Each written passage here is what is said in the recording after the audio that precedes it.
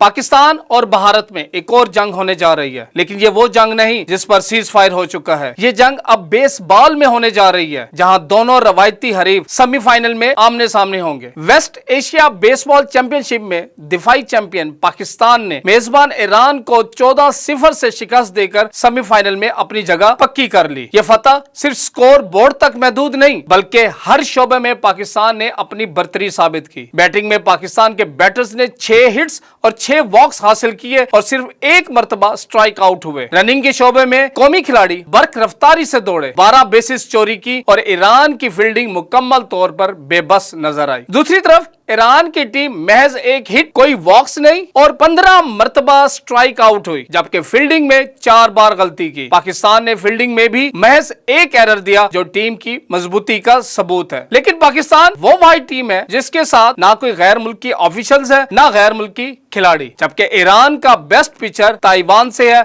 और उनका coaching staff भी गैर मुल्की है। फलस्तीन की पूरी टीम गैर मुल्की खिलाड़ियों पर मुश्तमिल है, जिनका ताल्लुक कनाडा, वेनेजुएला और अमेरिका से है। दूसरी तरफ बांग्लादेश का कोचिंग स्टाफ जापानी है, जिससे ये अंदाजा होता है कि चैंपियनशिप में शरीक टीमें अपनी भरपूर तैयारी के साथ शिरकत कर रही हैं। मगर पाकिस्तान की टीम मुश्किलात और वसाइल की कमी के बावजूद अपने मुल्क का नाम रोशन कर रही है। सोचने की बात है कि एक ऐसी टीम जिसे ना हुकूमती हिमायत हासिल है, ना स्पॉन्सरशिप, फिर भी ये टीम कौमी जज्बे और हौसले के साथ मुल्क का झंडा बुलंद कर रही है। अगर इन्हें मुकम्मल सहूलियात मिले तो यकीनन ये बेसबॉल का वो टैलेंट है जो दुनिया भर में पाकिस्तान का नाम रोशन कर सकता है।